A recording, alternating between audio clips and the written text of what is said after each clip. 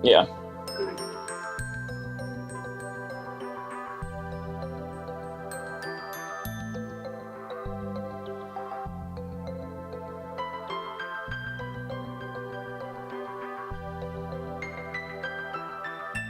Good evening, people. Patience as we wait for folks to arrive, and thanks for being here with us this evening.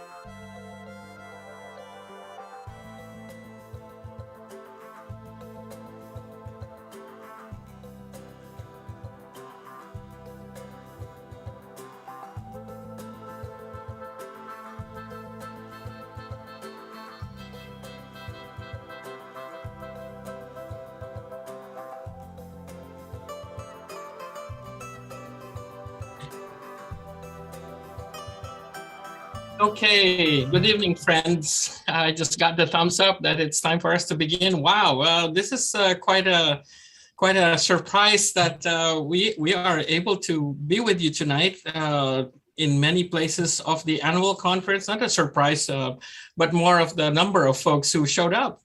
We are now at 140 folks who are here, and I'm just grateful for you giving the time to be here, to be present.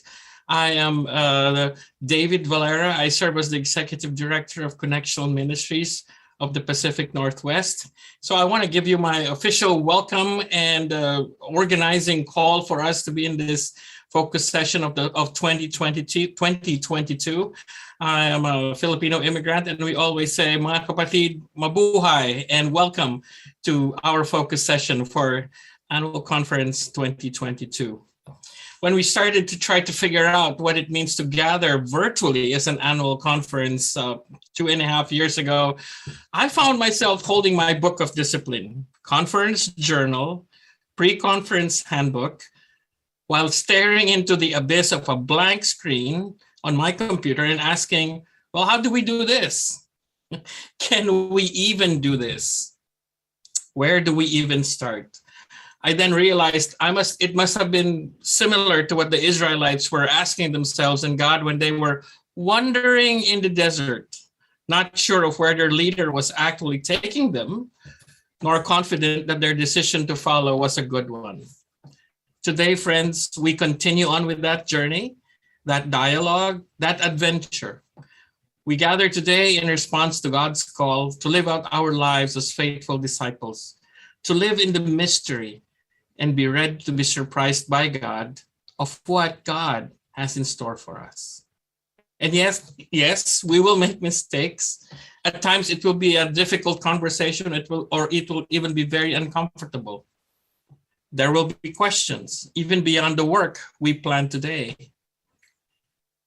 And yet, as we continue to figure out and get better at understanding what God is calling us to become, my prayer for tonight is that we be filled with God's grace. Bring with us the respect, share with each other that respect, the hope, the love, the care for each other, for our community, for our work as a church, trusting God to lead us through this process. Tonight's focus session will prove to us again that God is not done with us yet, and we continue to move on to perfection. There will be two parts of tonight's focus session. First, we will have a bit of a simple training, and then we will move into a proposed action that we will be voting upon, and more will be explained by the folks who follow me on this. But after that, we will also have a training, some sort of orientation and action to learn from folks who are in the field of talking and living out and leading into creation care. Tonight, Jeanette Krause, the president of the Pacific Northwest United Women in Faith, will be presiding. And we have one petition and written by Elizabeth Williams, who I just received a notice moments ago that she can't be with us. But when I asked if is there anything we can share with regards to her status or how she's doing, she said she'd rather be with us than going through her MRI and tests that she is going through right now in the hospital. So I ask that we continue to keep Elizabeth in our prayers, in our thoughts, and continue to hold her up, that as she goes through this journey with us, she may be strengthened and inspired by the work we do tonight. The Reverend Kathy Neary is our staff person who will not only present the legislation in lieu of Elizabeth Williams, but will also manage the training component of tonight's gathering. Behind the scenes, we have our tech team led by Patrick Scriven, Terry Toby, Kathy Hogue, Ian McKnight, and Tyrone Olds, to whom I am ever grateful for this team. We also have a team of interpreters who are translating this in both Spanish and in Korean. So without much more for me to say, again, I want to welcome you to Focus Sessions 2022 of the Pacific Northwest Conference. And I now turn to our Director of Communications, Patrick Scriven. Greetings and thank you for joining us tonight. I am going to talk to you tonight about an area of hospitality that we offer to each other. Tonight's focus session includes Spanish and Korean language interpretation to support the full participation of our clergy and lay members with the help of Don Reasoner's gifted team of interpreters. We each have a part to play to make sure that we can participate well, leaving room for all to speak and to be heard. When you are speaking tonight, please do so at a measured pace to allow for interpretation to occur and for people receiving interpretation to hear, process, and act when needed. As we move through legislation, we will aspire to do so at a pace that allows for the same so that we can all participate in this process. Each attendee this evening should select the channel of their preferred language to allow everyone to fully participate. This includes those participating in English. Let me go over those instructions right now. In your meeting controls, click or tap on the interpretation or language interpretation icon or menu item that you should find toward the bottom of your screen on most devices. You want to click on the language that you would like to hear. To hear the interpreted language only, click Mute Original Audio. I will drop a link to these instructions in the chat in a moment. If you are still having difficulty after trying it and after reviewing those instructions, you can also reach out to Tyrone Olds on our staff at 206-679-9172. I will also drop that information into the chat. One final thing, please remember to practice patience and grace with one another tonight as we move through the legislative process. Many of us have grown in our virtual meeting skills throughout the pandemic, but it still doesn't come easy to all of us. So with all that, I will turn things over to Shane Moore. Good evening. My name is Shane Moore. I am clergy, and I also serve as the conference parliamentarian. And so it is my task at annual conference session, as well as focus sessions, to orient us around the technical aspects of what we'll be accomplishing tonight. First, I want to share is that we will be looking at one petition tonight, petition 12 on J24 of the recommendations of your annual pre-conference handbook. A link of where to find the pre-conference handbook will be put in the chat. And I encourage you to have that open as we go through that petition tonight. Voice and vote is the next thing I will cover. We have many people who are here with us tonight as part of our next session with Croatian Care Ministry. or is also just to witness this. If you are a registered member of the annual conference, so you are either clergy or the lay delegate from your local church or ministry, you have voice and vote. If you are not one of those, you do not have voice or vote. You can be granted voice by the chair of the focus session. As you have seen already, our chat feature will be turned off this evening as a way so that we can stay focused in the work that we are doing. As we only have one petition, our work should not take us too long, but I want to orient us around how we will be going through this work together. First, I want to share is what our job tonight is to come up with a recommendation to the plenary space or to the plenary body, the whole body of the conference, of how we recommend the petition we're hearing.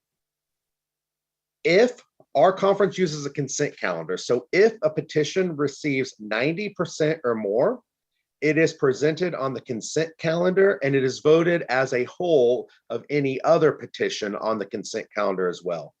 An individual item only comes up to be discussed as that individual item if it is not on the consent calendar. And as I said, it takes 90% or more of a vote to be on the consent calendar. Or if after tonight, 10 members of our annual conference, of the members that are present with voice and vote, sign a petition, and that may be done through email of listing who would be on that and sent to our Director of Connectional Ministries, David Valera, and then an item can be pulled off the consent calendar. For tonight's voting process using Zoom, we're going to be using two individual features. The first is the raise hand feature. And so if you look down on your controls, you'll see a reaction button. And right there, you will see a raise hand feature. If you would like to address the body and be recognized by the chair of our focus session to address the body, you will use the raise hand feature. As you have heard, we have many, many people. I don't have the exact number right now, but over 100, 200 people probably on this call, 170 I just see. So it may take us a second to see the raised hand feature. But we have a team that will be looking for that. And so just give patience as we will let the chair know who would like to speak. As we address anything that is an amendment or anything that just takes a simple majority, such as to close debate or things like that, we will use the raised hand feature to see if we get to that. The chair is able to call for a specific count of a vote if that does not, if the raise hand feature looks like it's too close to call or it does not work for that vote. When it comes to voting on the recommendation from the focus session, we will be using the polling feature on Zoom. And when we get to that, our chair will call the vote. Our staff, technical staff, will launch the poll and it will pop up on your screen. We encourage you to vote yes or no, however it may be, or whatever the motion is. And then after you vote, your vote will be recorded. A little bit later, the chair will close the voting and we will proceed on from that with the announcement of the vote. As a way to prepare for this, we have a test poll ready. And so our test question is, have you seen Sesame Street before? So I will ask that poll to be launched now.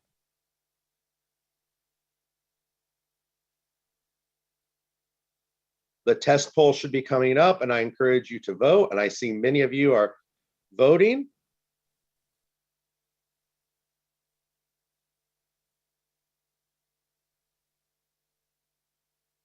And as the voting looks like it's slowing down, I'll give it a few more seconds. And I will call the end of this poll.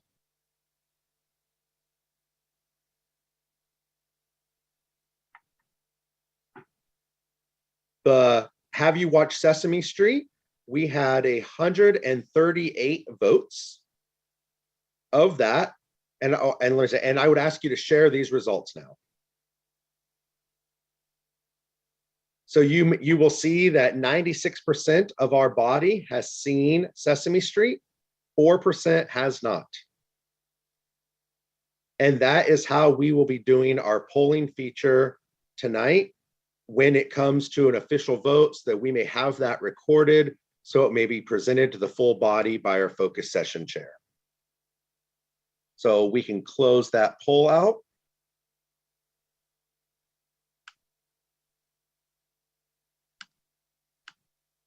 And I would take a minute here. I have covered a lot of information. Is there any questions? Does anyone in the body have a question specifically about how we will be voting or doing this work? If so, please use the raised hand function and we will take a moment.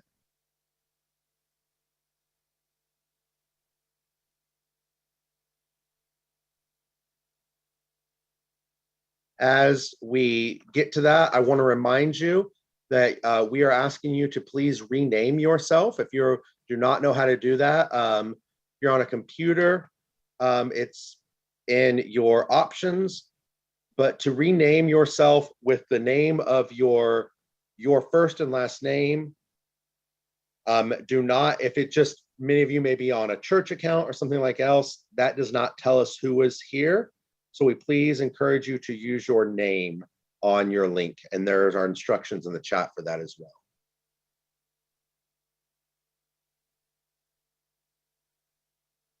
I am not seeing any raised hands. Oh, I do see one, Steve Johnson. Does Steve Johnson, you'll have to unmute yourself. And do you have a question for us? Okay, no question, okay. If we have no other questions as we go through this, I will invite Jeanette, our focus session chairperson, to lead us in the process going forward.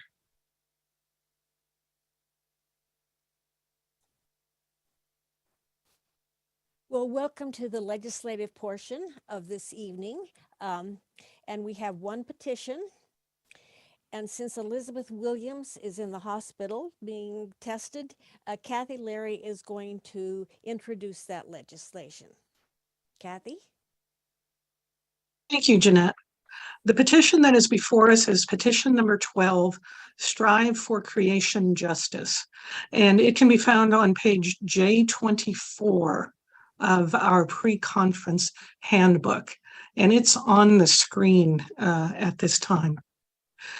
This petition, written by Elizabeth Williams, asks the Pacific Northwest Annual Conference to encourage individuals and congregations to do no harm by participating in 3 actions. And they are divesting from the fossil fuel industry, saving bees and butterflies by not using Roundup and other glyphosate-containing pesticides, and avoiding styrofoam and single-use plastics. I will point out that in the explanation, Elizabeth makes a point of bringing up the idea that churches can look at their banking institutions to see whether or not they are supporting the fossil fuel industry. And in the explanation, there is a website you can visit in order to investigate that. Also in the explanation are 2 websites which give you more information about the pesticides and their effects on bees and butterflies, and also information on the biodegradability of styrofoam. So that is the petition that I'd like to present to this focus session. Thank you, Kathy. And you'll note that Elizabeth Williams is from the United Methodist Creation Justice Movement team. Do we have, if someone, we have this recommendation for 12 before us. Do we have a motion?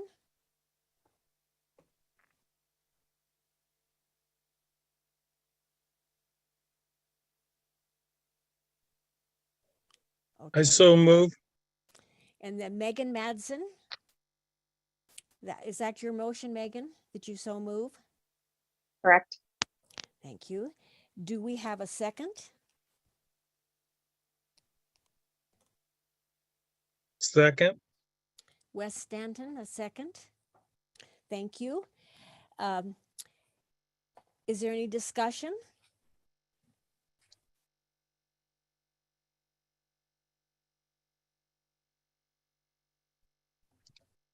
I'm not seeing any discussion. So are we ready to vote? If that's yes, we can have the petition put up on the site for voting, and you have a choice of voting yes or no.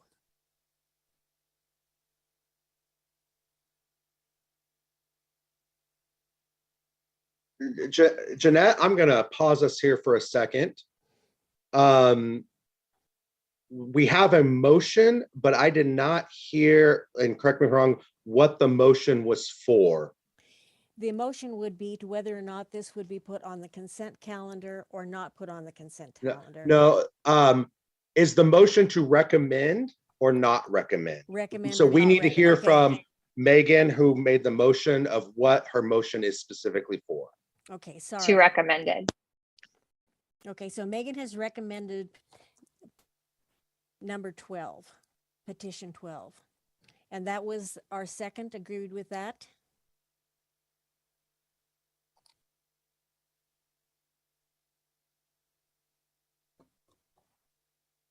So we have recommended 12 before us, and with a second. Now are we ready to vote?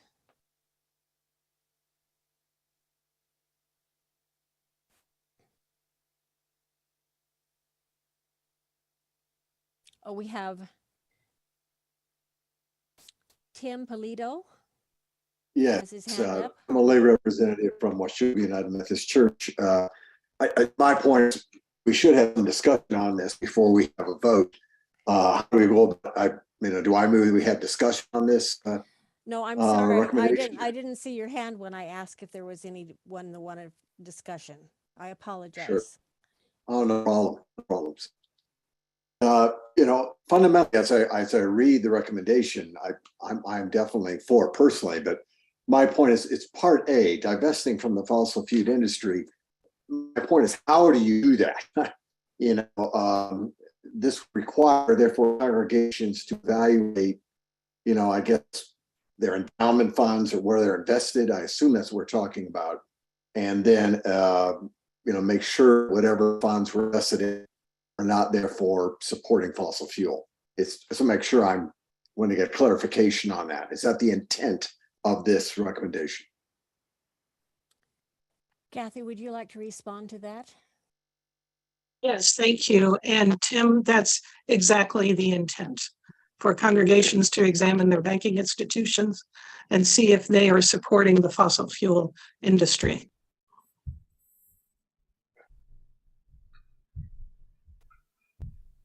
Jeanette, I see we have an additional hand. Marcy. Yeah, Marcy, you have comments? I don't know, how do you pronounce your last name, La? It's LaVillette. Thank you for LaVillette. asking. Okay. Am I in order if I move to amend? Well, Shane is our parliamentarian. Yes, Marcy. Give me 1 second. Excuse me there. You are able to make an amendment, and then that amendment would need a second. And then we will be voting on the amendment of whether or not to include the amendment to the petition. Thank you. Marcela Villett, lay member from First UMC of Olympia. I move that we amend the motion by striking lines 6 and 7, which you might see on your screen as bullet B, and replacing them with B, reducing or eliminating the use of broad spectrum herbicides in order to encourage the growth of native flowering plants, comma, which will bolster populations of pollinators such as bees and butterflies. Am I in order to continue to give my justification? Sorry, I'm trying to read the Robert's rules as I'm doing this, and I apologize. This is my first time making motion. No, that is all right. We will need a second before Thank you. we are able to discuss. And I'm That's going to great. pause here since you seem to be reading that. So you have that typed up. I do. I'm going to ask Patrick, can I have her, where can we get that sent to so we have that writing specifically? Yes, It that's can be- disabled. I will drop an email into the chat in a moment.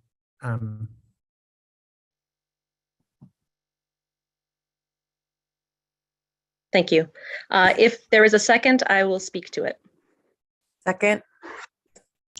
Angelina Goldwell, Associate Conference Lay Leader, Pacific Northwest Annual Conference, second.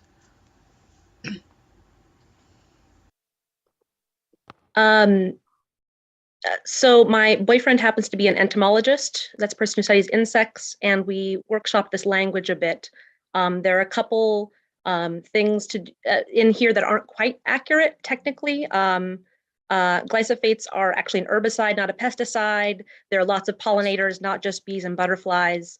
The goal here is to encourage native flowering plants, and that any sort of broad spectrum herbicide would be reducing that. And yeah, I think that's trying to get to the heart of the goal here with a little bit of corrected language, and I will gladly send that to the email that has just been presented to me. Hold on, let me get my email up and I will make that happen.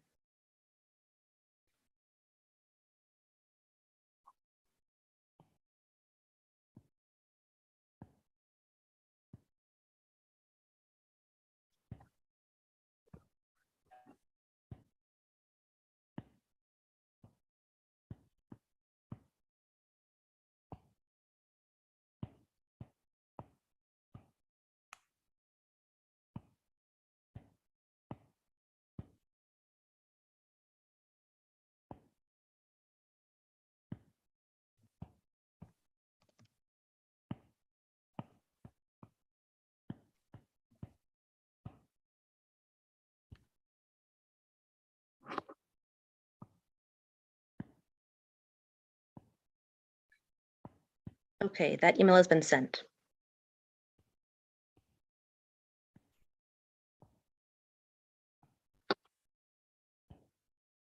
So Jeanette, a little guidance here. As that gets received, it will be put on the screen. And then we will have discussion around that amendment. Okay. Thank you.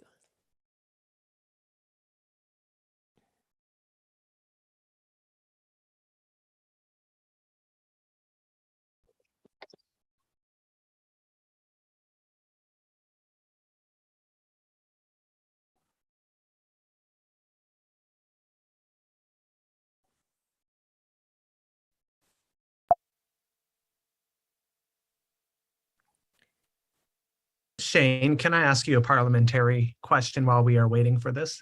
Yes, Patrick. I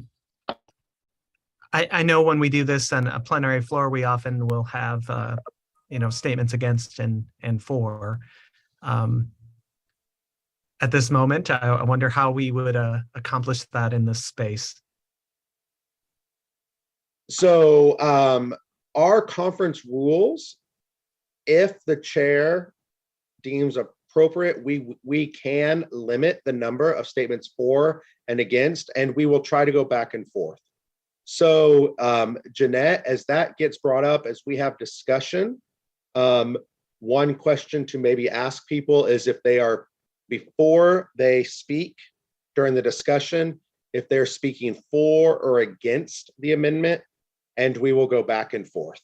And then when Jeanette feels that the conversation has slowed down, she can ask for any more discussion, and if not, call it to a vote. Okay, so now we're going to wait until Patrick puts up the words. And I had a question. I do have mine on English, incidentally, Terry.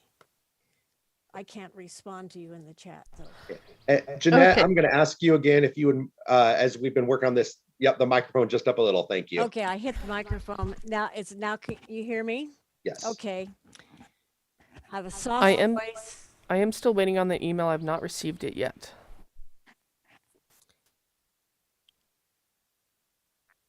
Marcy, would you like to read that again out loud while we're waiting for it to be put up on the screen? Sure, I can do that, but I cannot do that and try and email it a second time. Okay, I got you. Could you possibly check your spam folder? Only because I sent it from the quickest email address I had handy. It is not there. Okay. I can boot up my normal email and give that a go. Sorry, I presumed that there would be a chat function I could paste it into. So this is I closed all my email in expectation of not having distractions during this. Marcy, I'm going to Yes. ask our host to make you a co-host for a moment so you can send it by chat. That would be wonderful. Thank you. You're welcome.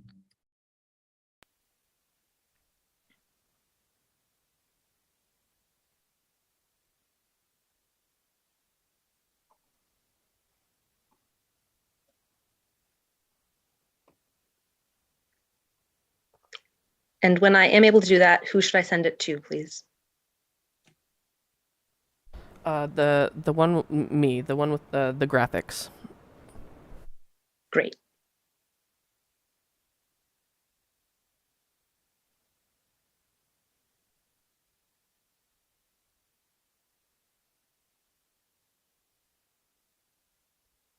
I'm sorry, you said graphics and you didn't give me a name.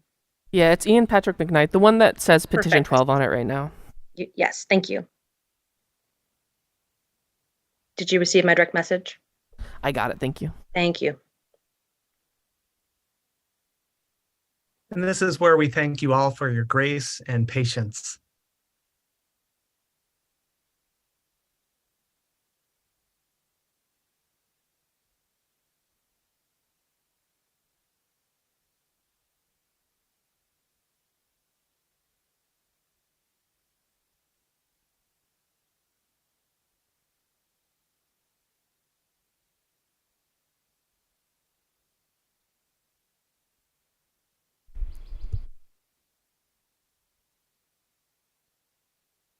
All right, so the corrected text is on the screen, but I'm still working on the line throughs on, how we have to have it with legislation. So I've got the updated version here, but I'll have a new version for you in just a sec.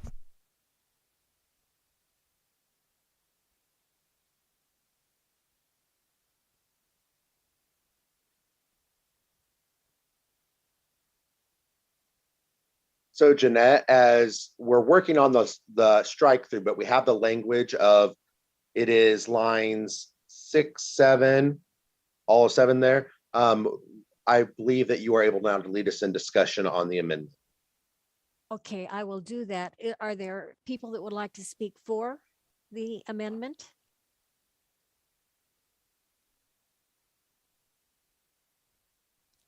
I didn't see any hands up. Do you see any hands up, Patrick? Okay, we have Tim Polito, correct? Yep. Yeah, so I'm speaking for. The reason why is number one, it is correct. I was going to make this point. It wasn't pesticides that are causing the problem. So Roundup is a herbicide. So therefore, the wording of the proposed amendment is correct in the sense that Roundup is an herbicide and it's not a pesticide. So in one sense, we're just getting the wording correct. I would also make the point that the point is that herbicides are the things that are damaging the flora And that flora then is eliminating the pollinators. So again, the logic and the science here is correct in the statement. So one, correct use of words, two, the logic of the science. So that's why I support this amendment. Thank you, Tim. Does anyone like to speak against the amendment?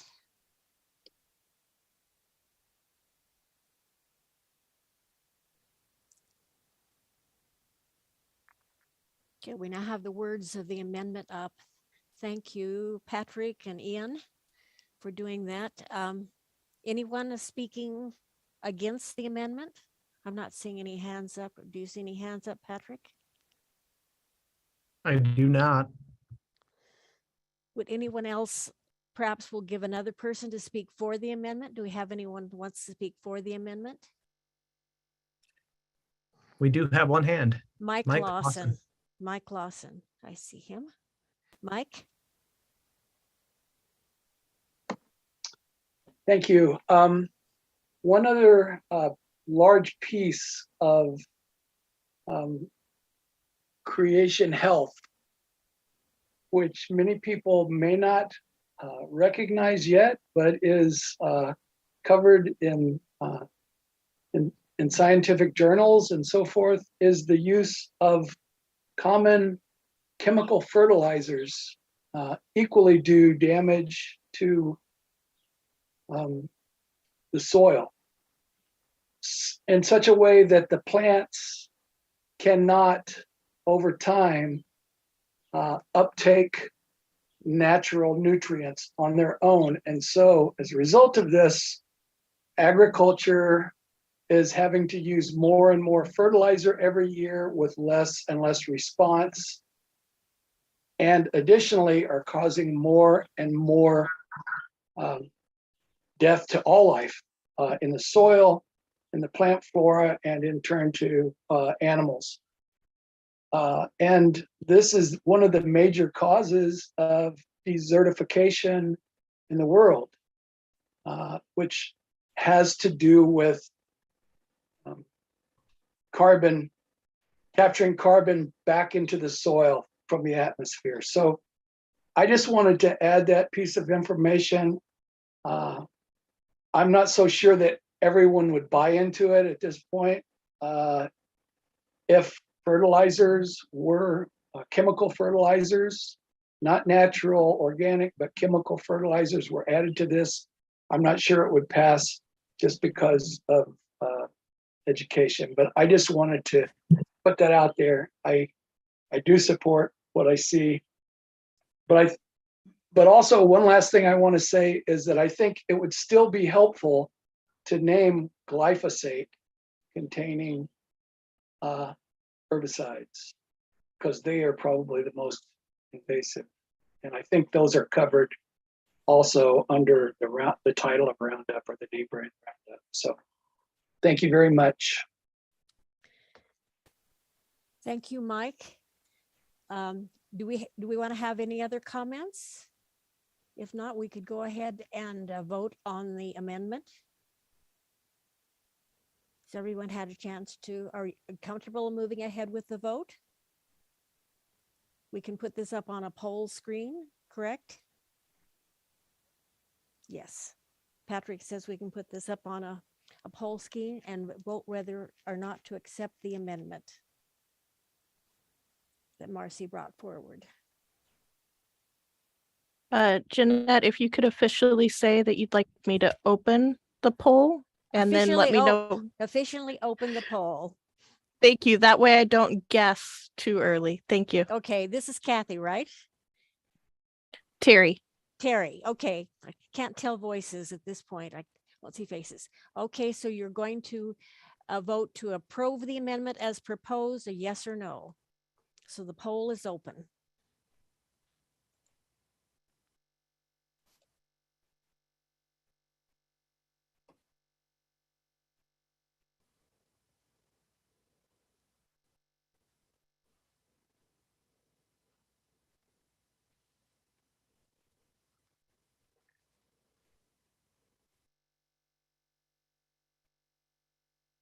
Terry, have we had enough to close the poll at this point? I can't see that, so.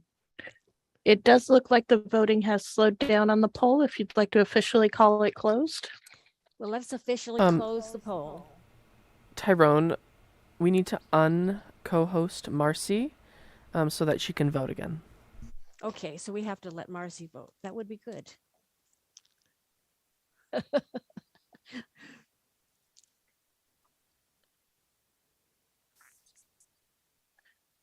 So I have not closed the poll yet because you said, oh, wait. Yeah, once Marcy, although I'm not sure if she gets unco-hosted right now, if she can vote in the middle of a poll that she was co-host to begin with. I'm not certain. I'd like to make a point of order. This is Doug Wood. Doug Wood. Doug, I'm gonna say, we are in the middle of voting. We I cannot have know. a point of order in the middle of voting. Okay.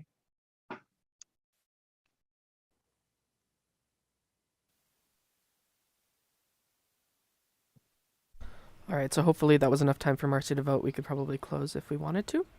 Unfortunately, I'm still co-host. Marcy, we will fix that, but I hope you can just trust us without me revealing anything that your vote will not make a difference. And I hate saying that out loud, but it is the vote is strong in one direction. Okay, can we show the results of the vote at this stage? As soon as you close it, I can. Well, let's close the poll. Okay. Would you like me to share the results? Please share the results. So we have 90% yes and 5% no. So the amendment has passed, and we could now move ahead to vote on the amended petition. I do see, however, there is a hand up of Joyce Atkinson from Oak Harbor.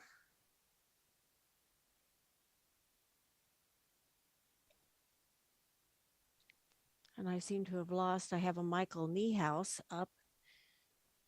Did you want to And say? Doug Wood's hand is still up from during the yours vote. is a light hand, a flesh colored hand. All right, Doug, go ahead.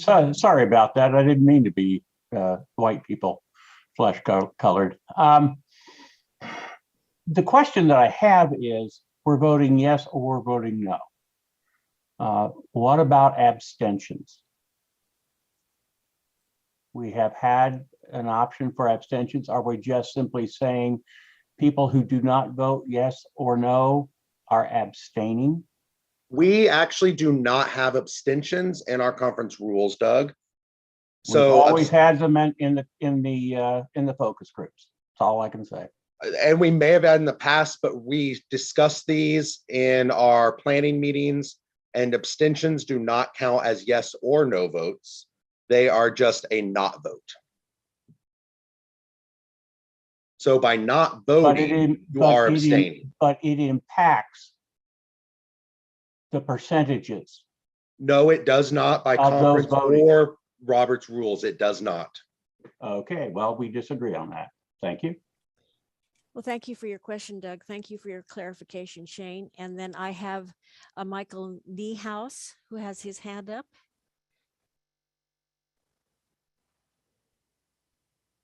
Michael Niehaus, I'm a delegate from Vancouver Heights.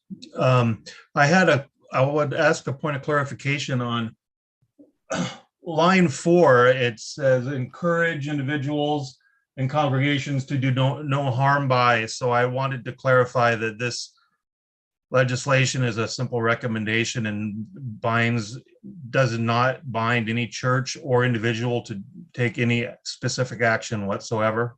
Is that correct? Kathy, would you like to answer that? Yes, that is correct. Thank you. Okay.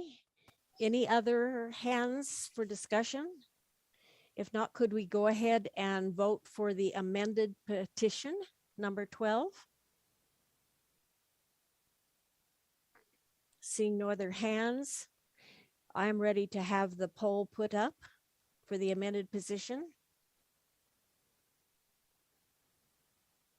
And you can see the changes that were made in petition number 12.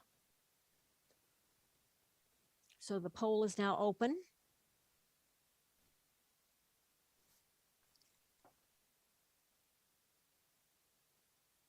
And I will let you know when the voting on the poll begins to slow down.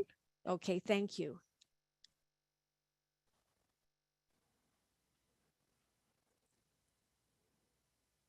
We're still getting a slow stream of votes, so we'll want to give it another few minutes. Okay, thank you. And it does appear to have slowed down. Okay, so we will close the poll officially. And now can we show the results? So a yes was 91%, no was 9%. And so because that is over 90%, that means we have passed petition 12 to put on the consent calendar. Is that correct, Shane? Yes, it is, Jeanette. I was just double checking the math, and I'll say because while the poll does not give, the poll rounds on percentages, and we are not allowed to do that by rule. So I was checking, but yes, it is even without rounding 91%. So that will be on the consent calendar. Okay, so we'll go ahead with the consent calendar. And I see we have not shared the results. So you may want to share those. Jeanette, you need to call. Okay, share the results, please. I saw them, but we need to share the results. Shane, we did share them. We can share them again. Oh, okay. For co-hosts, it does stay up on the screen after I stop sharing. Okay.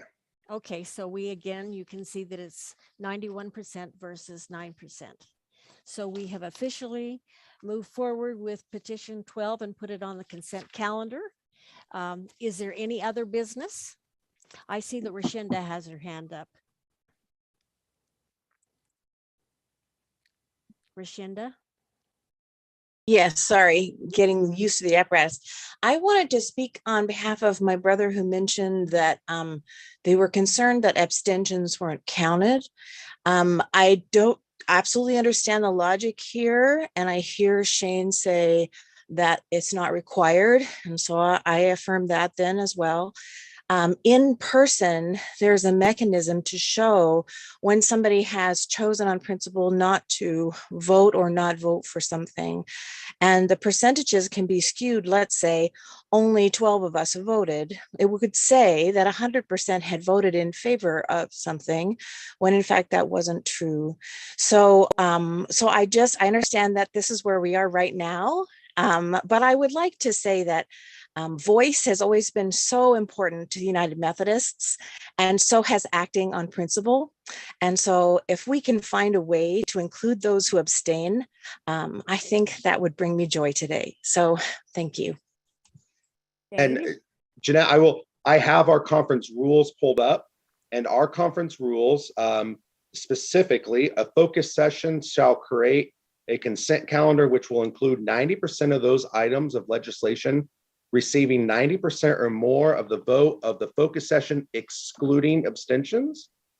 And our rules also do state each focus session shall include in its report on recommendation for action a statement of the number present at time of voting, the number of affirmative votes, the number of negative votes. In accordance with Robert's Rules of Orders, abstention shall not be counted in determining necessary majorities. So we will have those numbers as this is being recorded, and we have those poll results. And so those, when the consent calendar is out, those numbers will be included on that. Those are normally put together afterwards by our secretary of the meeting, as well as by looking at recording. So we will have that information shared. Okay, and the last time I looked, it was, now we have 90 participants. It's gone up. Okay, so we have basically finished the business of the petitions that we had, is there any other business that we should take care of?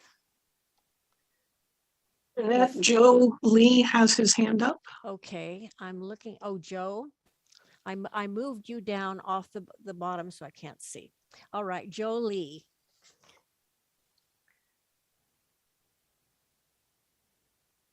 Is it possible that you could display the amended language in the chat?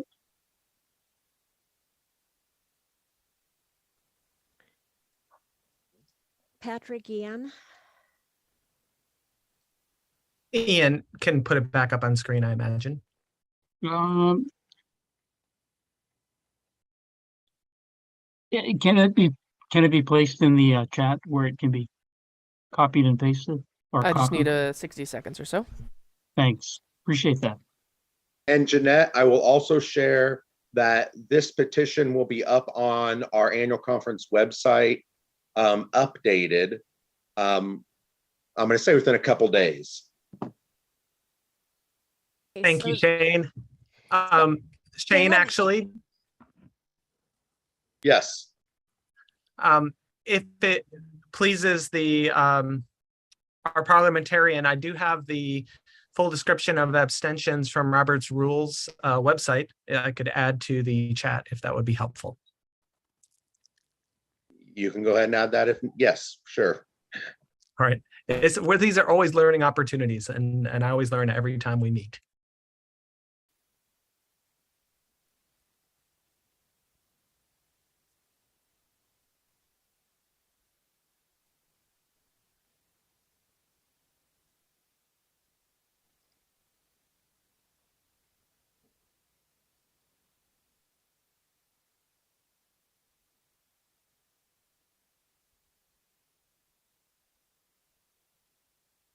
Thank you for the posting. So Ian has put that in the chat so that people can copy it. Thank you.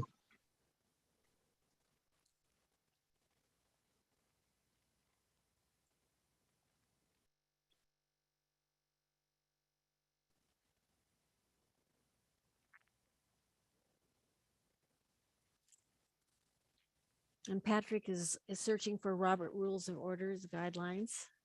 It's there. I've already posted those. Yeah, we're all set. Okay, So, it is. Jeanette, we can move on and to see if Okay. there's any new business. If not, we can close this part of Is the there any focus. other business? If not, I would like to thank you for your commitment to looking carefully at this petition and moving it forward. And we'll now turn this session over to Kathy Neary for the creation of justice training. Jeanette, I'm sorry, we do have one hand that popped up, Jim Russell. Okay. Jim Russell.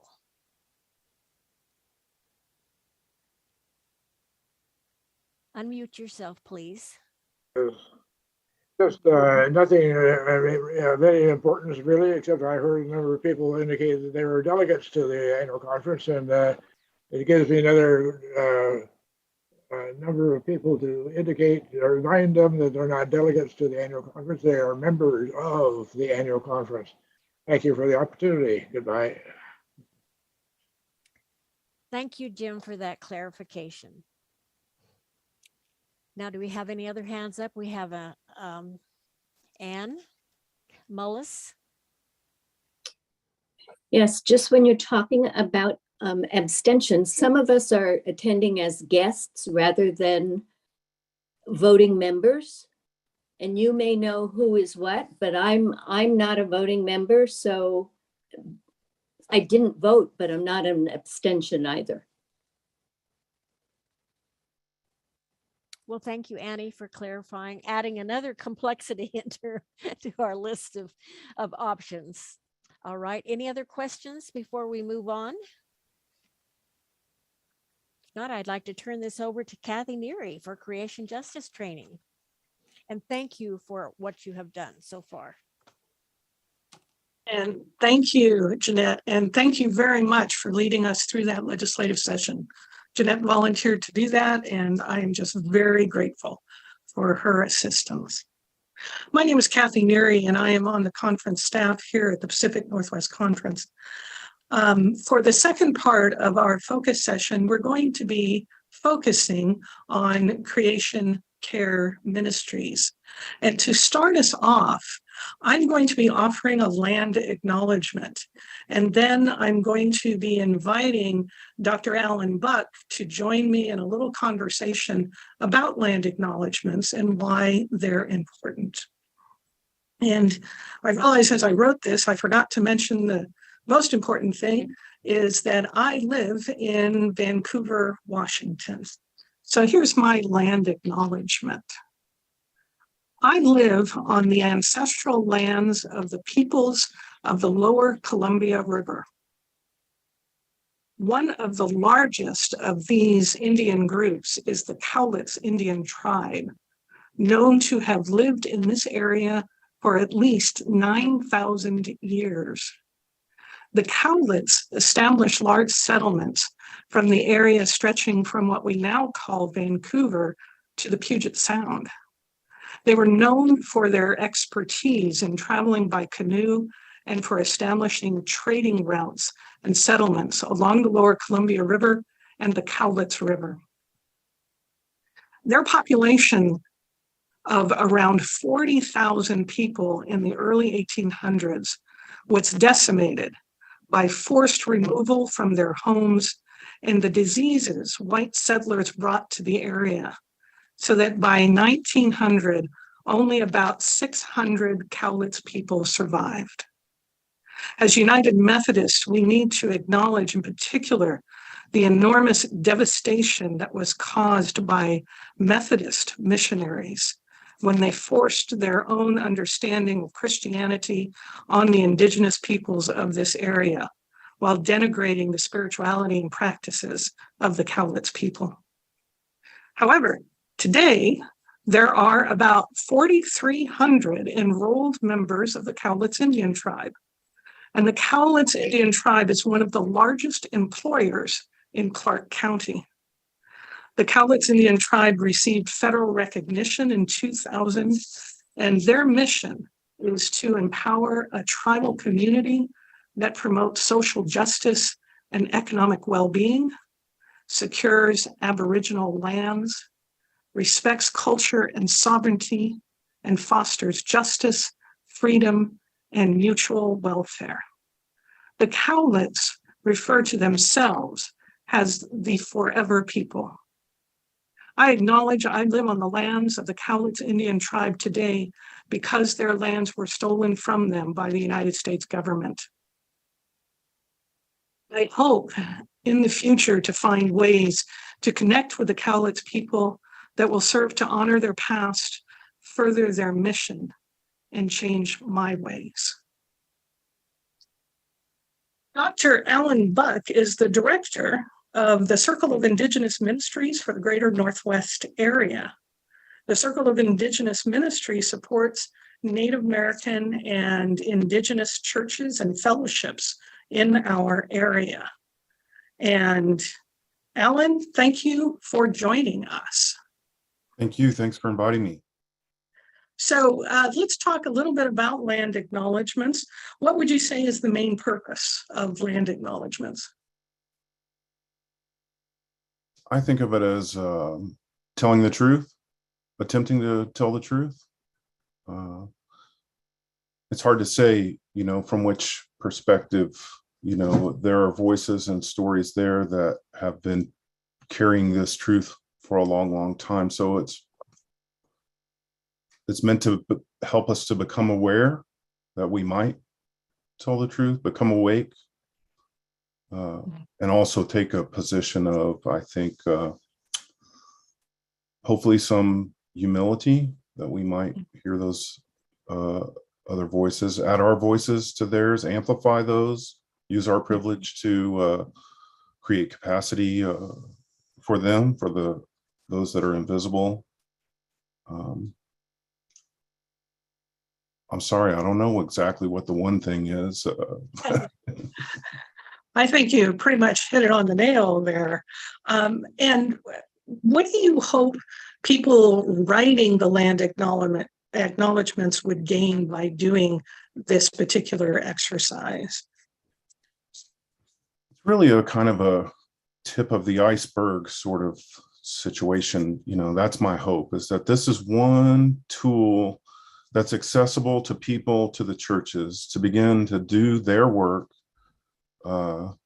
so that they might begin to ask questions, you know, the so what questions. You know, there's a foundational kind of work, beginning work that needs to be done. And my hope is that then that would prompt them or encourage them in their community to begin asking, so what? So what did you think of my land acknowledgement? So in the kindest and gentlest way possible. You're brave. You all you're doing this work in front of everyone. I appreciated it. I thought it was a good attempt. And like any good, you know, writing, I think you can get it shorter and more concise and still say similar things, you know, but to the land acknowledgements themselves are meant to be these kind of formal public statements. And so yours was good and orienting, and I think there had the truth telling in there and some hopes, you know. Yeah, good. I'm sorry I didn't respond to your email and say that, but I didn't know you were going to ask here. Thank you, Ellen. Your words were kind. And one of the things on the resource page that I'm going to talk about in a second says that land acknowledgements are living documents. You write it once, but you're going to be writing it again and again as your perspective changes, as new knowledge comes along.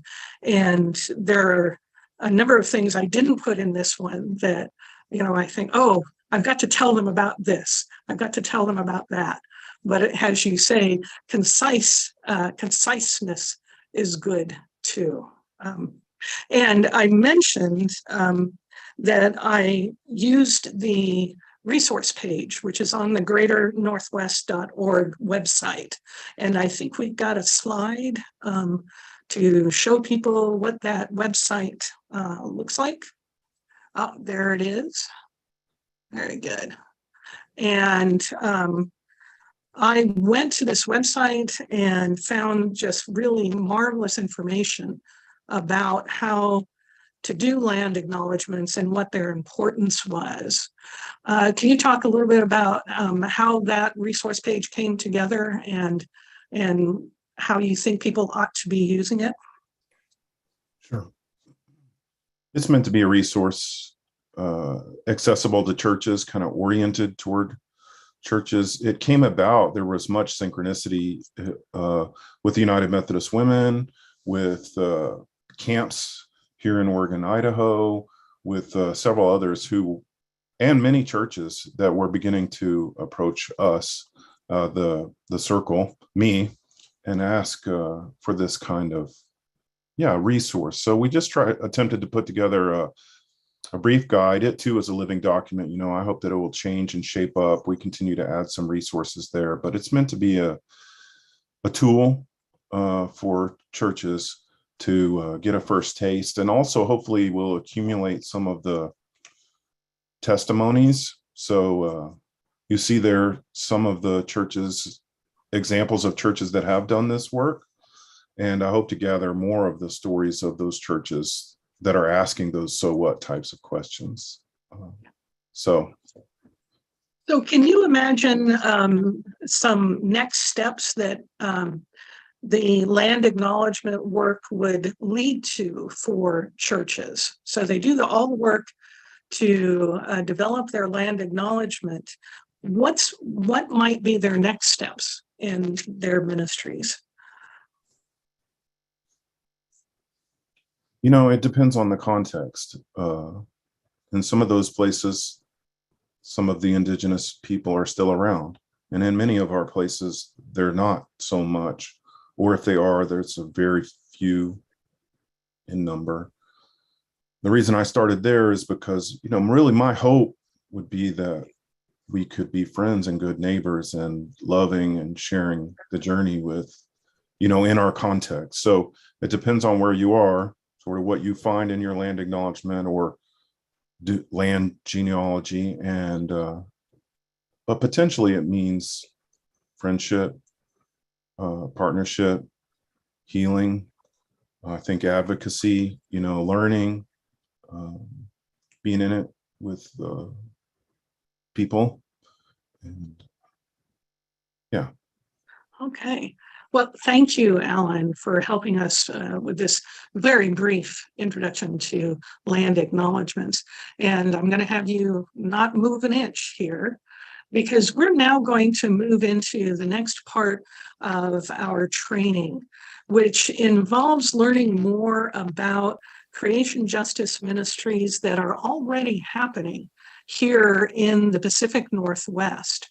And to help us with the panel discussion, we have Reverend Jenny Phillips with us. And Jenny Phillips she is an elder in our conference, but she comes to us right now from the General Board of Global Ministries. And I am going to turn it over to Jenny to give her actual title that I can never remember what it is, but she is going to help us listen to the voices of folks who are doing some really fantastic work up here in the Pacific Northwest. Jenny? Thank you, Kathy. Thanks, everyone. It's great to see all these good friends in ministry here tonight. My role at Global Ministries is Senior Technical Advisor for Environmental Sustainability. So what that means, practically speaking, is I work to resource individuals and local churches and conferences in growing their environmental sustainability ministries. And I look at how our agency is engaging in sustainability through across the agency, from our disaster response efforts to global health, to our work with missionaries. We're really in a process of transforming how we do our ministry, because we've made a commitment to just and equitable net zero emissions by 2050. And that's something I'd love to share more about another time. But right now we're focused tonight on local church ministry. Before I share some framing comments about that, I want to share that I'm joining you from the land traditionally stewarded by the Muskogee Creek people, who lived and worked and nurtured the land where Global Ministries headquarters is now located in Atlanta, Georgia. In 1821, the Muskogee were forced to relinquish this land as part of the sustained oppression, land dispossession, and involuntary removals of the Muskogee and Cherokee peoples from Georgia and the Southeast. My experience of making this statement is humbling, because it reminds me that however pleased I am to share with you about Global Ministries solar panels and energy efficiency features and our heat reflecting parking lot, the way we manage the property does not adequately nurture the land that had flourished under the stewardship of so many before us. It is causing less harm than similar buildings in the area, but that's not good enough. And the same extends, I think, to the work of mission and ministry in your context. Even when we are doing good, too often we are also doing harm. Our church's impacts on the earth and on the climate isn't magically erased by the truly wonderful things that we are doing to serve our communities. Historically, we have accepted that harm to God's creation is a reasonable cost for ministry to God's people, as though people were not integrated with and dependent upon God's creation. But the cost we are exacting is not reasonable. It is unconscionable. And if it is hard to conceive that we are called to ensure the flourishing not just of people, but of all creation, perhaps it is good to remember that we are right now in our mission and ministry responding to the impacts of the environmental harm caused by previous generations, and those harms are unfolding throughout the world. If we carry on the legacy of that harm, the church of the future will be ever more burdened by the work they have to do to recover from it. When we take in the magnitude of our environmental crisis, it feels impossible, or at least very, very hard to mount a commensurate response. We imagine that change would undoubtedly represent loss. And yet, this is the work of the church, to name the overwhelming injustices, to repent, and to turn in a direction that leads to new life. The call of this moment is for the whole United Methodist Church to live in and lead from the tension that comes with knowing we have to change and the challenge of figuring out how to do it. We can do it. And I will say, it was a pleasure to witness our conversation about the legislation a few minutes ago and see people working to make it stronger and clearer, and to help it be more educational. This is exactly the type of work we need to be doing. Now, in many local churches, green teams take the lead in this work, but there's no church in which a green team can do the work alone. They may be the catalysts and the visionaries, but every single one of us is called to take responsibility for the damage we have done and to commit to new ways in being in relationship with the whole of creation. I'm talking to the finance committees. I'm talking to people here who are building trustees. I'm talking to worship teams, hospitality programs, children's ministries, youth ministries. Every ministry in the church has the capacity to support the flourishing of God's creation. And so tonight, our conversation is to engage with some folks who are leading the way in their local churches and to hear from you about your questions and ideas about how to get started. So we have some wonderful folks with us tonight. Amy Swanson, who is chair of the Green Team at Kent United Methodist Church. Kent is an example of a church with a strong team-centered creation care ministry that wasn't daunted by the pandemic. They kept going. I'm also happy to welcome Robin Inlow and Aurora Pavon of Wesley United Methodist Church in Yakima.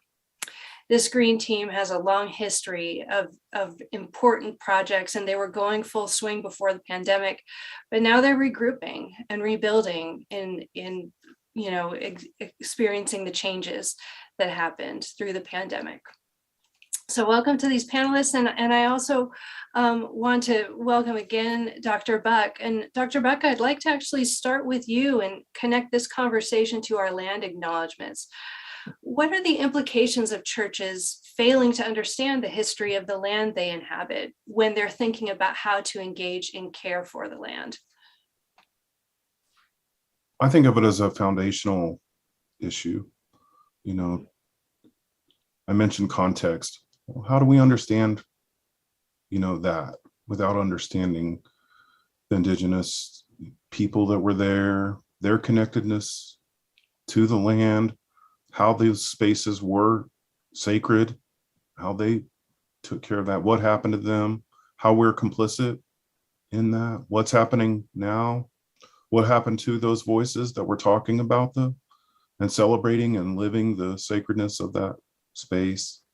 Are there ways that we can hear them, amplify that, make that present and real?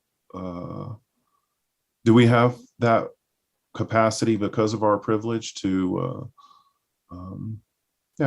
tell that truth? I just see it as a foundational issue, so failing to do that, I don't see how we have integrity as a church, how we make friends, how we love people, how we take care of the planet, or dismantle racism, or many of the other things that we want to be about without understanding where we are, being awake to that. It just seems like a first thing to me. Yeah, thank you. Thank Thank you. you. I appreciate that. Yeah. Amy, the Kent UMC Green Team has flourished amid the pandemic. Can you tell us a little bit about your ministry? Oh, I think you're on mute. Yep, there we go. Yeah. Thank you for having me as a representative of our church, because really it has been a church effort. We have a 7-member green team, but our pastor has been very instrumental. Our youth minister has been instrumental. And as I talk more, you'll see how that all plays together. And I should say that United Methodist Women, and now called United Women of Faith, was the instigator of the whole thing.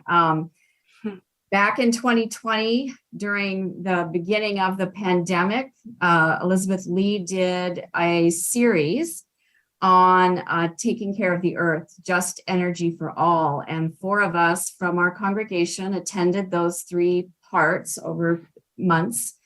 And we were so inspired, excited about the possibility for change, and also felt pushed to do something. We really felt a need to do something, and do something quickly because of the situation our earth is in. So we started meeting together on Zoom, which was the way of the pandemic. We did a lot of meeting by email. We started talking with other people in the congregation, grew the team, talked with our pastor, and we came together to have a series in September of 2020 based on a book called Hopeful Earth, Faith, Science, and the Message of Jesus. So I have that here. It's by Reverend Sally Dick and her niece, Sarah Ehrman. And there is a leader guide that goes with it. So pastor agreed to do a sermon series on that. Our green team, creation care team, we call it, did a 4-part workshop that was based on several of the chapters. And one of those chapters on waste, we had the City of Kent recycling guru come and do a video for us on that, which was one of the most popular, because people are always wondering, what can I recycle and what can't I recycle? And then we also had our small group discipleship groups do the book as a study. So people were getting in depth that way as well. From there, we started as a creation care team investigating what else we could do. And I had Puget Sound Energy come to my home and do a walkthrough to see what else could be done, and had for years been doing a little bit each year to make my home more green. Not something you can do all at once. You kind of have to budget for it. And so I've used that as an example for the church as well. Turns out Puget Sound Energy does not do that for congregations. We were hoping they did, but instead they offered us the opportunity to apply for a grant to have solar panels put on our church. And so we did apply for that grant. In order to get the grant, you have to be active in doing ministries for BIPOC community. They have never granted that grant to a church before. And we were thrilled in December, found out that they were awarding us $104,000 to put solar panels on our fellowship hall. And that's going to do about 75% of the energy for that area of the church, which is really exciting. And it'll frees up money for us to spend more money on outreach to the community. So even though we're saving money, that money goes back to our community. Really exciting. We just finished that whole project in May, and the Seattle Times has an article about us today in the paper. So really exciting. We had our big ribbon cutting on Sunday, but that's not enough. You can't stop there. So we also, during this whole time, used the Interfaith Power and Light Cooling Congregations worksheet. It's all online, and did our carbon footprint, figured out that 69% of our greenhouse gas emissions do come from facilities. So we put together a PowerPoint. We took that to our ad council, talking about how United Methodist Church nationally and our conference has been pushing us to get to 2050 net zero.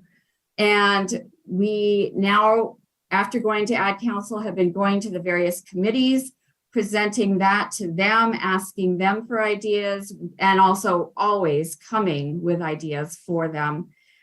They've really taken off with that. For example, our office staff has committed to less paper and decreasing paper use.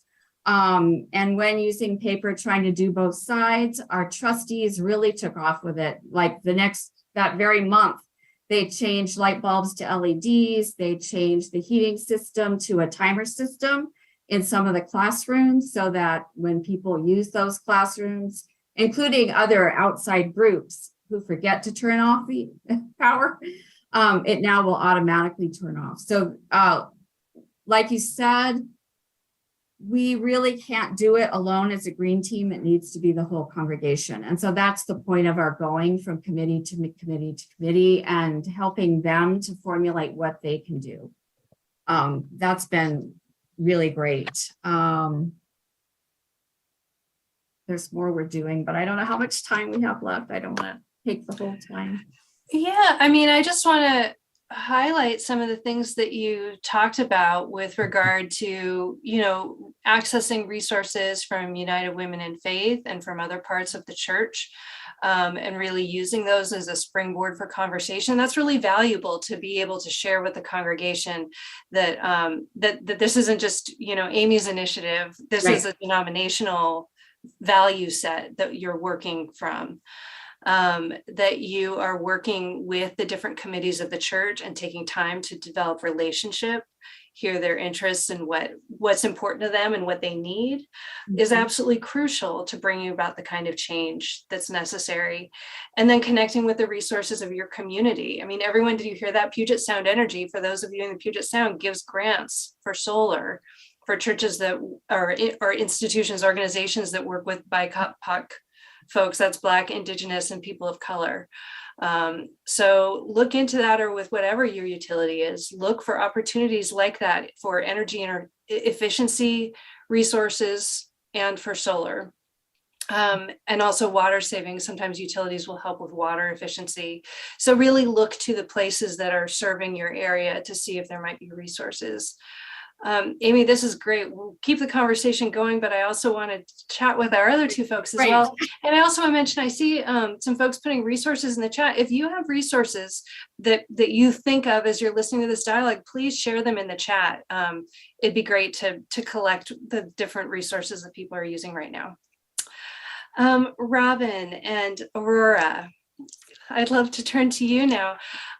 You've had a long history of environmental stewardship at Wesley, but the pandemic did create some challenges.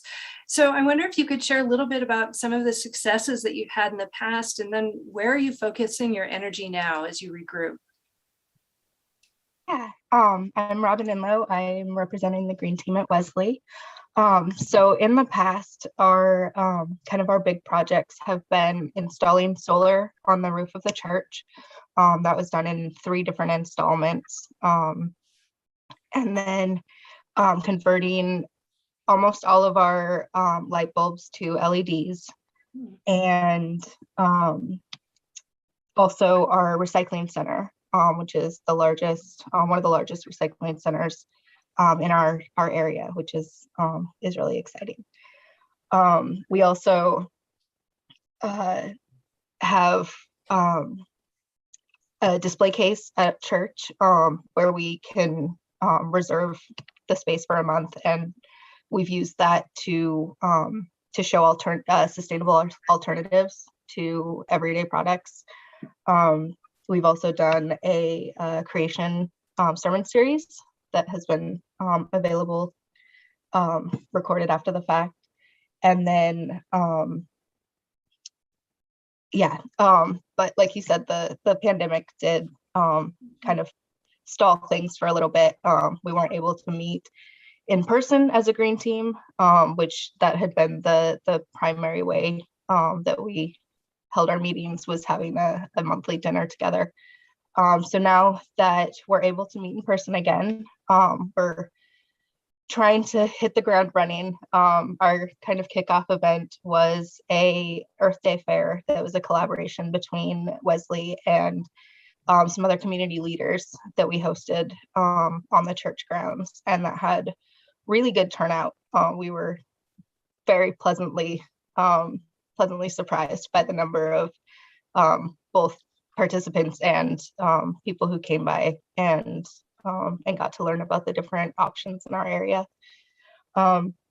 So for going forward, our kind of main goal is education right now.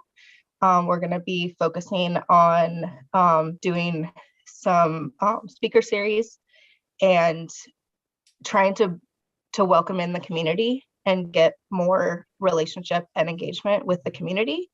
And then as we do that education piece, then focusing on the action steps that we can take and make sure that it's not just learning, we're actually putting that knowledge to use. I appreciate that emphasis. It's not just learning, it's putting the knowledge to use. I think that's really important. It's really important. Aurora, tell me more from your area of ministry at Wesley.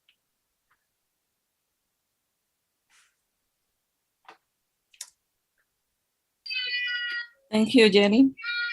My name is Aurora. Nice to meet you, everyone. And I'm so close with Wesley Yakima and Pastor Shane, Robin, and all the congregation. And I would like to help in anything I can.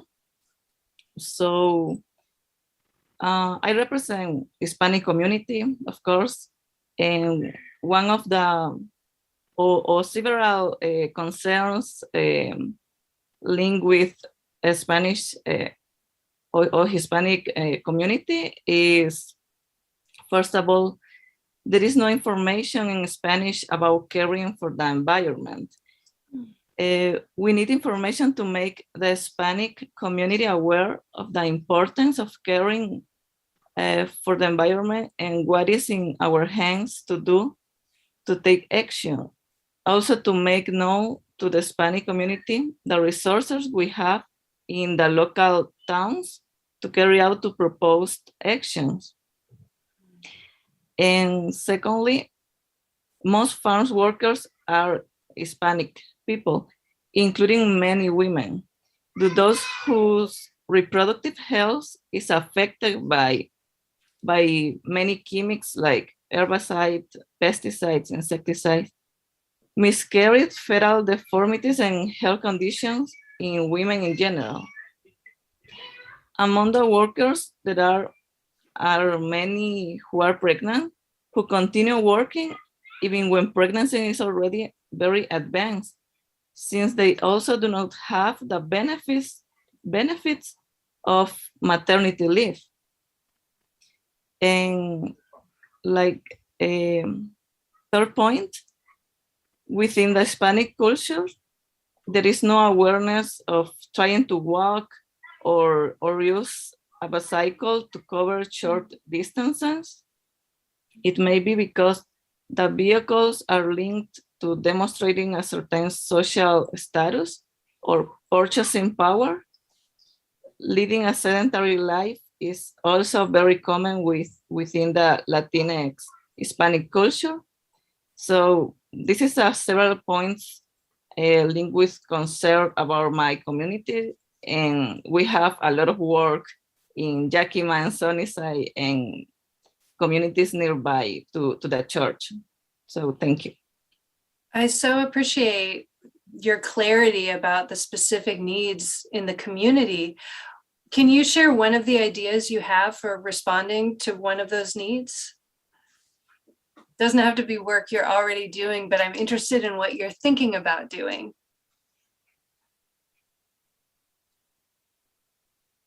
Okay, interpreter, help me repeat again the question because I disagree.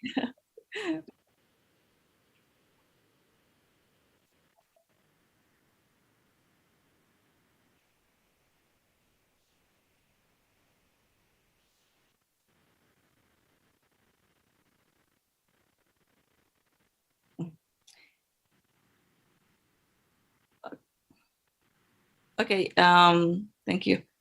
Yeah, I am here in Honduras now, but I am excited and motivated to come back very soon to work with Pastor Shane and the congregation, because Wesley Church is inspiring me.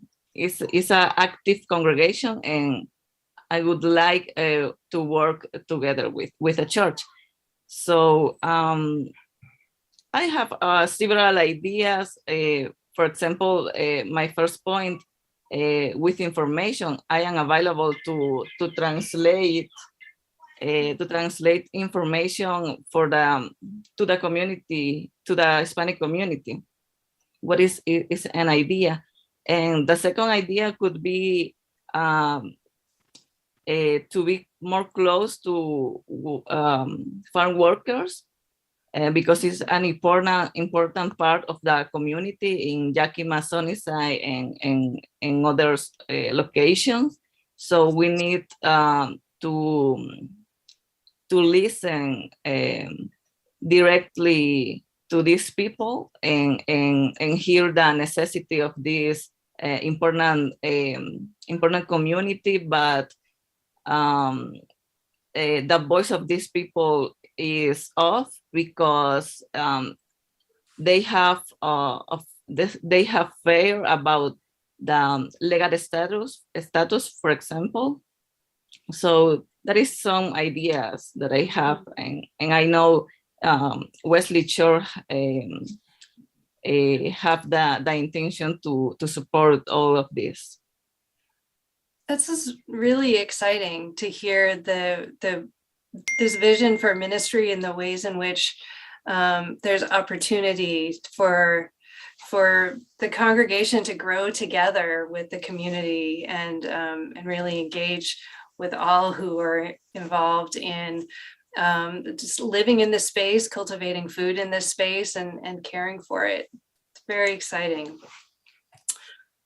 I am curious to know from all of you, there's so much need. I mean, we've heard articulation of so many different needs. How has your team gone about deciding where to focus your energy? Or what ideas do you have for others listening who are thinking about all the different needs that they see in the need to care for God's creation? How do you decide where to start?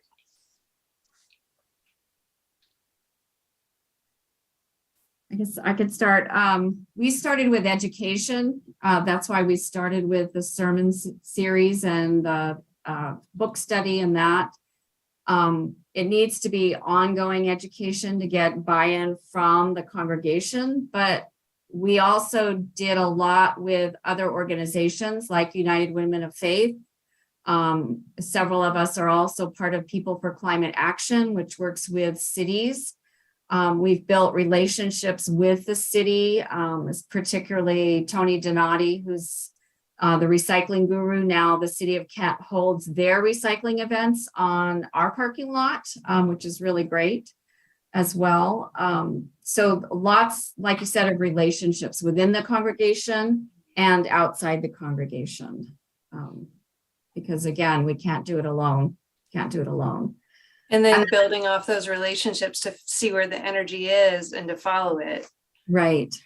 Yeah, absolutely. Doing the carbon footprint was really good too, because it gave us a place to focus, of definitely we need to be focusing on facilities to get the biggest bang for the buck, the biggest use of our energy. So I highly recommend the Interfaith Power and Light resource for doing your carbon footprint. There's also some EPA resources that we're doing. That's an energy audit as well. So we're in process with that. Yeah. And the idea is that we will do it each year so we can see the progress and see where we need to target next. That's fantastic. And I'll add to the chat here in a moment. The Global Ministries Creation Care Network has resources on the EPA Energy Star for Congregations program. It's an excellent program, and we do webinars providing education on engaging your church in looking, specifically at different energy efficiency interventions. So I strongly affirm that program. I also know, Amy, someone in the chat asked you to name the book and study again. Yeah, I'll put it. I guess I can't put it in the chat. It's called A Hopeful Earth: Faith, Science, and the Message of Jesus by Sally Dyck, D-Y-C-K, and Sarah Ehrman, E-H-R-M-A-N. Great, thank you. And Sally Dyck is a bishop, or was a bishop, of the Minnesota Conference of the United Methodist Church. Great, thanks. Thanks so much. Robin, what are your thoughts on figuring out how to engage when there's so many needs and so many opportunities, really? How do you get started? Yeah, that's a big question. I think just like Amy said, we're really focusing on education, and also connecting with other members of the community, speaking with members of our local Indigenous tribe, and with members or leaders from other churches, and trying to work together towards a common goal. But it really stems from that education piece and the community piece. So you're the second person to talk about relationships and the importance of that, as well as learning. They're really foundational, and the going from the relationships and learning to action. Aurora, do you have anything to add about how to decide where to focus?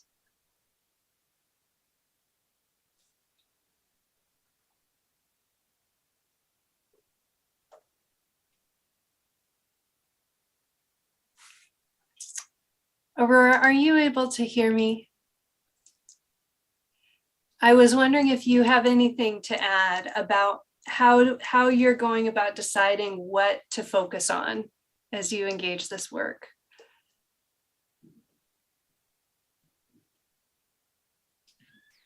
Yeah, I prefer work with women and children, because women are the heart of the home, and usually women is the person who treat the garbage, the compost, etc. It's not a rule, but it's the truth. So and children are like sponges. So children learning very fast and very well, and new generation has a more conscious or awareness right now about the environment. So I think this and could be the group that I choose for work in the community. I really appreciate that. You've talked in a couple different ways about the ways in which women are particularly impacted, whether it's handling waste or working in fields while they're pregnant, and being exposed to chemicals and pesticides. And more broadly speaking, women are disproportionately impacted by the impacts of climate change. And so it's really important to center the voices of women, and particularly women in communities of color, in figuring out what are the solutions that we need to bring to bear to support women in creating a healthier environment for them and their families, and for all of us. Forgive me, we have a big thunder and lightning storm happening. So if you hear the rumbling, perhaps it's God, affirming this good work, and just know that we're having a big storm here in the Atlanta area. Jenny, yeah. Can I interrupt for just a sec? Yeah. You'll notice in the chat that there's a mention of another amazing resource that we have here in the Pacific Northwest, which is Earth Ministry Interfaith Power and Light. And I encourage you all to go to their website and just browse around, see what kind of resources they have available to churches. And I think Amy's church, Kent United Methodist Church, also has a relationship with them. We actually are members of Earth Ministry, and when you do get to be a member, they give you access to their toolkit. And the toolkit has many of the suggestions that we took to various committees, because it's broken down into what could hospitality do, what could building and facilities do, what could grounds do, what could the office do. And so we took those ideas when we were doing our presentation to the various committees of the church. So I wonder, Laura, if this isn't the right thing for you, that's okay. But I wonder, would you share, because of your deep involvement with Earth Ministry, would you be willing to share a little bit more about what they offer and how they could support United Methodist Churches? Absolutely. Are you able to hear me? Yes. Yeah, thank you. So I'm the chair of the board of Earth Ministry, and I'm also a United Methodist pastor at Holler Lake in Seattle. And so, yeah, Earth Ministry has, as was mentioned, the Greening Congregations Toolkit, which has many resources for congregations, including all the things that were mentioned, as well as advocacy options, so that there are trainings and resources for congregations to help their people start to think about ways that we can advocate even beyond our four walls of the church building and of our homes, and really get involved in local and statewide elections, but not just elections, but issues that are important to our community. So that is available. And then also the trainings that are available to congregations that are part of that. And then there's also a significant, especially in Washington, there's a significant advocacy structure that the staff can help with from Earth Ministry, and really helping congregations to get involved in that and know what's going on in the legislature each legislative season, and really start to again help to move the greening of our own buildings into helping to take some change outside of our buildings as well. So yeah, it's a great resource. It's primarily within Washington state, although we do partner with people in neighboring states. So if you're in another part of the PNW, we're definitely there as well. And then Interfaith Power and Light is a national organization and has chapters in many of the other states as well. So there's other resources as well beyond Washington state. Thanks so much. I appreciate it. Yeah, and I am available to you if you ever want to get in touch with me. I'm in the journal, so please just contact me anytime. Thanks, Laura. Thank you. I want to invite folks to, if you have some questions that you have for our panelists or more broadly, I'd love to invite you to put them in the chat. And while you add your questions to the chat, I want to ask one more question of Amy and Robin and Aurora.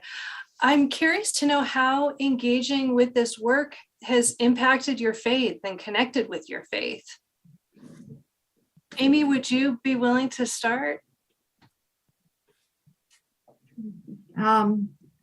It's something I've always been interested in. I spent several years of my childhood growing up in Alaska, and we were there pre-pipeline and post-pipeline, and I really saw the difference. And then recently was up there with work. I work for Providence, who also is very, very active in environmental justice work. And so we were up visiting one of the ministries up there in Anchorage, and went to see some of the glaciers that I used to play around when I was a kid, and they were just gone. They're hanging glaciers now. They don't come all the way to the lake. It was just amazing to me. So that spurred my movement. And because of all that outdoor activity that I've had all my life, that has brought me so much closer to God, and seeing the beauties of creation, and then seeing what humans have done to creation. I just really feel the need that we're called to make a difference. And in fact, our presentation that we give is called Creation Care, Our Call to Care for Creation. When we go around, we are called to help. I consider earth, flora, and fauna also our brothers and sisters, and we are called to help them just as much as we are people. Thank you, Amy. Robin, would you like to share? Yeah, I think the more I learn about creation care, the more it ties together the other kind of parts of life. How, as Aurora was saying, the impact of chemicals on pregnant women who are working in the agriculture field, and how we're called to care for our fellow humans, how that is impacted by the way that we care for creation. And so seeing how that's all tied together, it's made me realize how connected everything is, which then brings me the feeling of being more connected to my faith also. Thank you. Aurora, how does Creation Care Ministry connect with your faith?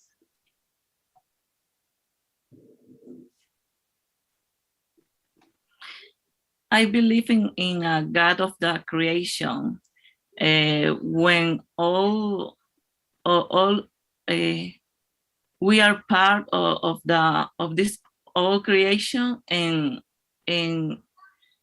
we have the same position, the same importance, all the life and animals, plants, and people have the same importance in the creation. So I can be part of a church where don't protect the earth, like of the oppressed, for example, or the people who is a different ethnic or a legal status different. So for this reason, I love Methodist Church, because Methodist Church have these beautiful spaces to speak about this and have a conversation and take action too. Thank you. That warms my heart, and it is really good to have this space to be able to share and reflect and talk and ask questions. Dr. Allen, I want to ask you the same question about your experience of the intersection of your faith and caring for God's creation. And then to piggyback on that, there's a question in the chat from Kathy about what creation care looks like in Native American ministries. All right. Thanks for that. And thanks everyone for your good work. I would say this is central to my theology, my understanding of creation. I'm a citizen of the Cherokee Nation, and I never want to generalize about other people's, traditions and stuff, but we focus a lot on that connectedness and that balance. And we have a word called Gadugi, which really sums up a kind of philosophy, orienting philosophy for us of being in it together. It really means working together, being in it together, not just with people, but with creation. And so depending again on the context of the Native ministry, I think, well, I am generalizing some. I do find that most Native cultures have that sort of grounded understanding of connectedness and a sense of obligation and responsibility for that. And so there's common ground with the churches in ministry with Indigenous people and others to do a lot of advocacy. I've seen the churches involved in helping with advocacy and education and action around water in a lot of places and Native folks. And there's common ground too with then the canoe families and many other cultural places where that continues to be expressed and advocated for. And so Native ministries, we actually don't have a whole lot of Native ministries in the greater Northwest. And of the ones that we do have, they're striving to be healthy and find those partnerships and be connected to their cultures and to serve the people. And I think we continually find common ground, like I said, in those environmental places. We share the same values of connectedness and wanting to be good stewards. And so a lot of opportunity there.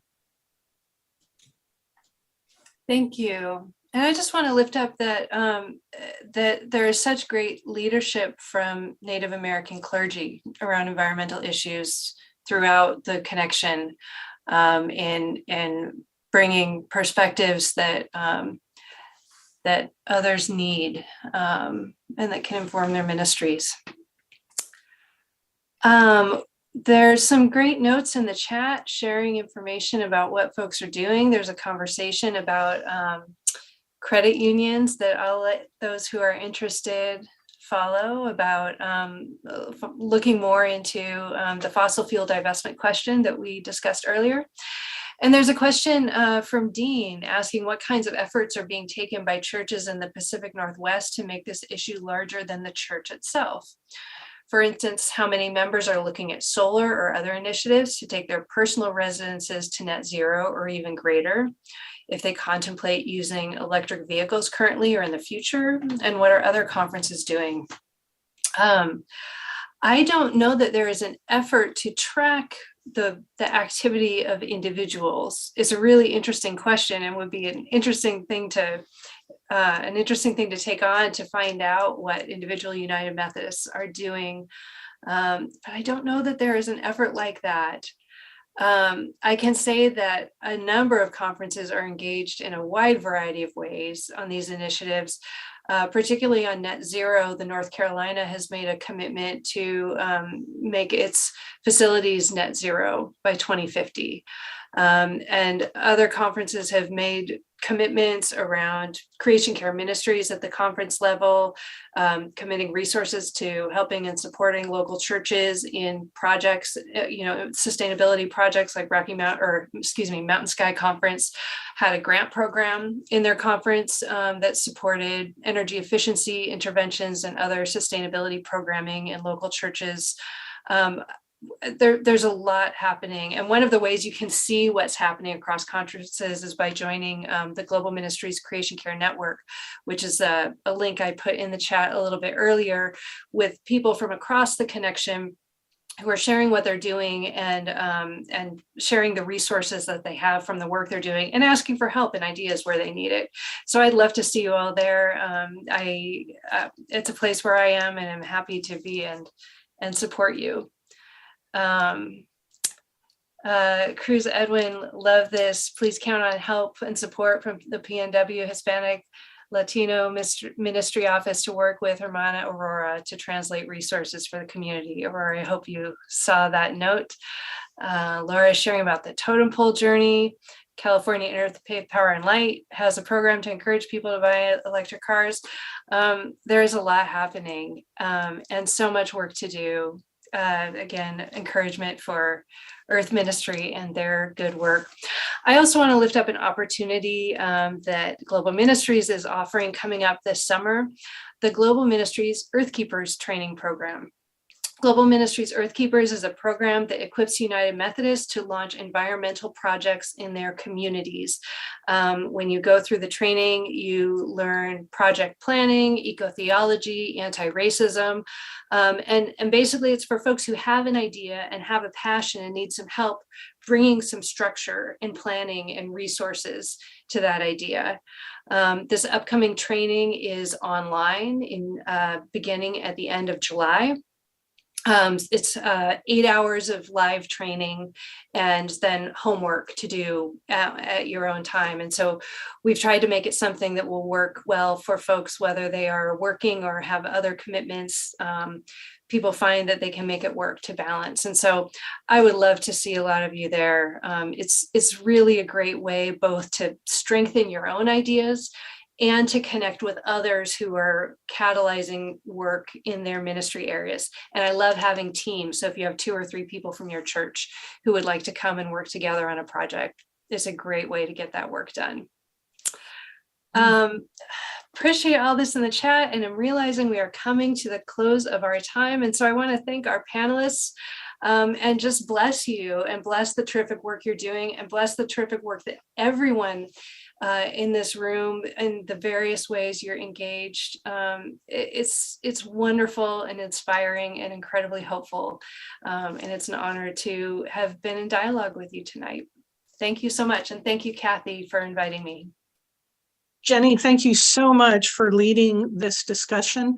For those of you who didn't catch it, Jenny is out in Georgia. So it is 11:30 at night for her. So I want to thank you for joining us and being willing to give up your entire evening to help us learn more. And I just want to say, Kathy, if I can, one of the things that's so great about the United Methodist Church is that I can go to bed and know that they're United Methodists carrying the torch while I'm sleeping. PNW folks are still working, and when they go to bed, our colleagues in the Philippines and further west, all the way around the world, there's always a United Methodist in ministry, no matter what time of day, no matter where we are, and it's a joy of our connection. Thanks for that. Thanks, Jenny. Well, I know I learned a great deal tonight from this conversation, and I hope the rest of you take away some inspiration and maybe some ideas about how to get started in your own communities or continue the work that you're doing in your communities. I want to thank everyone for joining us tonight.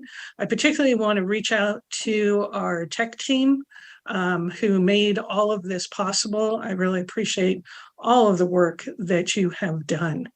And I send you all off blessed and hope that you rest well and are ready for ministry in the morning.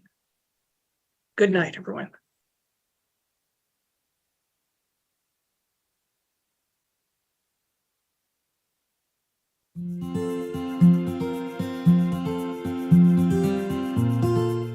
In the book of Acts chapter 1, Jesus tells the disciples that through the power of the Holy Spirit, they will be His witnesses to the ends of the earth.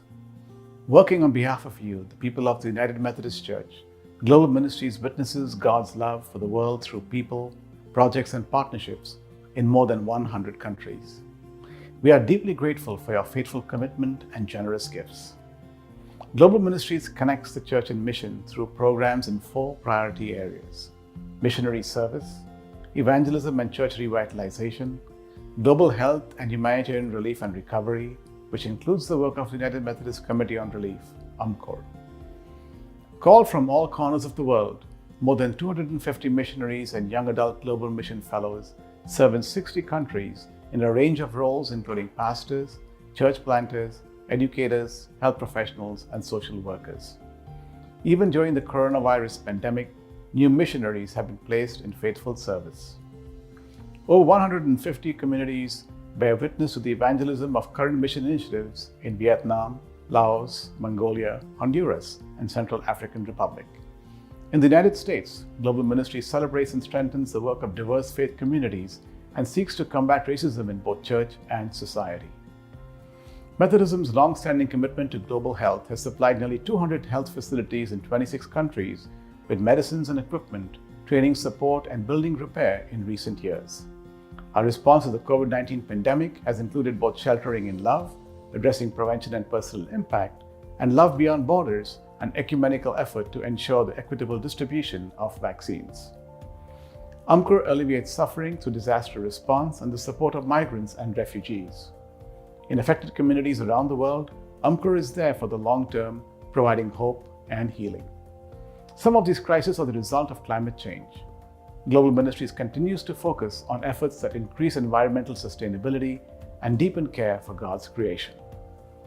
Through the Yamasu Agriculture Initiative in Africa, we partner with the Episcopal areas and their annual conferences to offer technical and financial assistance that fosters long-term stability to increase farming production, enhance food security, and generate sustainable income.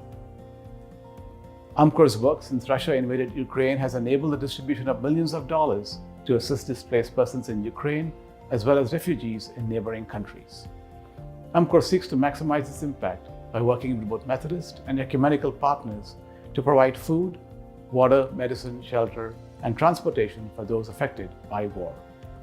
As the mission and service agency of the United Methodist Church, Global Ministries seeks to serve as a faithful steward of the generous gifts made by church members, congregations, annual conferences, and other institutions.